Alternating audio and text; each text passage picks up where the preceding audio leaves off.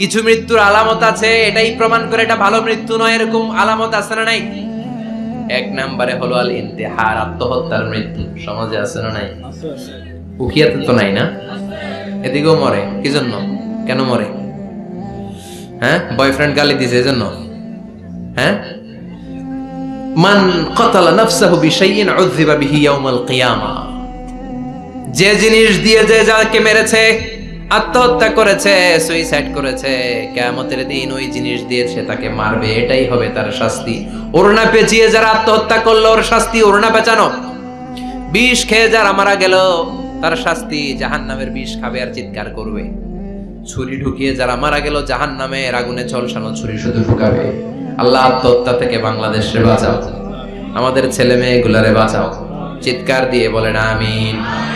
আত-তাআক্কুদ feel Lisan ফিলা ইলাহা ইল্লাল্লাহ। আজীবন কালেমা পড়ে নাই, আজীবন কালেমারে বাস দিয়েছে, এখন মরার সময় সবাই কয় কলমা পড়েন, কলমা পড়েন। এখন পড়তে চায় মাগার মুখ দিয়া বাইর হয় না। আছে না নাই? এরকম টাকায় দুখিয়াতে নাই, কলমা পড়তে পারে না, আটকায় যায়, মরে গেছে। এই মৃত্যুটা কি ভালো কথা বলে? ফি হালাতি শুরব, অনেকে মদ খাইতে খাইতে মরে। আছে না নাই? জুলুম করতে করতে মরে। আছে না নাই? অন্যের জায়গা দখল করে মরে, এরকম আছে না নাই? ফি হালাতি ইরতিকাবিল কাবায়ের, যে কোনো কবিরা গুনাহ করা অবস্থায় যদি মারা যায় এটা খারাপ মৃত্যু, অপমৃত্যু, এটা জান্নাতি মৃত্যু নয়। চিৎকার করে বলেন ঠিক কি না? এরপর ফি সাখাতিল ওয়ালিদাইন, বিশ্বনবী বললেন কোন ছেলে যদি মারা যায় এমন অবস্থায় মা বাবা তার উপর রাগান্বিত, এটা ভালো মৃত্যু? কথা বলেন। গোটা পৃথিবীর বুকে মায়ের চেয়ে আপন কেউ আছে নাকি? এই মায়ের মনে কষ্ট দিয়ে ওই অবস্থায় যদি মারা যায় এই মৃত্যুটা অনেক খারাপ। চিল্লায় বলেন ঠিক কিনা? এজন্য মায়ের সাথে খারাপ আচরণ করবেন নাকি? কথা বলেন।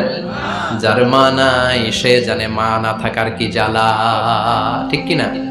যখন রাত্রি নিঝুম এই চোখে ঘুম, একলা শুধু ঘরে তোমায় মনে পড়ে মাগো, তোমায় মনে পড়ে।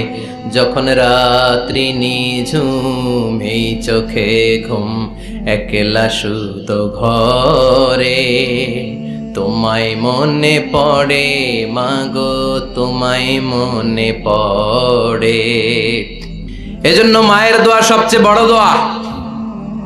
মা রেগে আছে, মা বদদোয়া দিয়েছে, বাবা বদদোয়া দিয়েছে, বাবা আপনার উপর অসন্তুষ্ট, ওই অবস্থায় ছেলে মরলে এটা কি ভালো মৃত্যু?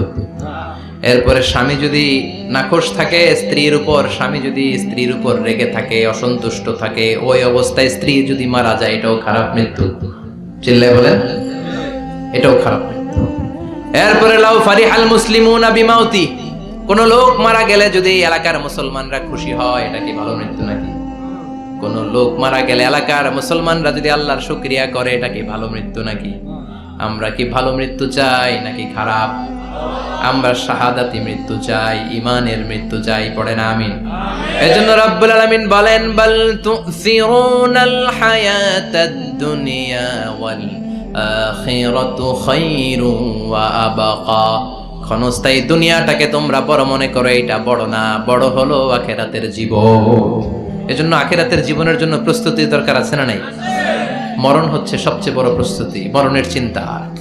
মান কানা ওয়াইদান ফাল মাউতু ইয়াকফি, যে নিজেকে সোজা করতে চায় মৃত্যুর চিন্তাই তার জন্য যথেষ্ট। আজকের এই আলোচনার পরেও কি আমাদের টনক নড়বে না? আজকের এই কথাগুলোর পরেও কি মৃত্যু নিয়ে আমরা ভাববো না? আজকের আলোচনার পরেও কি আমার হিসাব শুরু হওয়ার আগে আমি একটু নিজের হিসাব কষে নিব না? আল্লাহ আমাদের সবাইকে কথাগুলো বুঝার ও আমল করার তৌফিক দান করুক।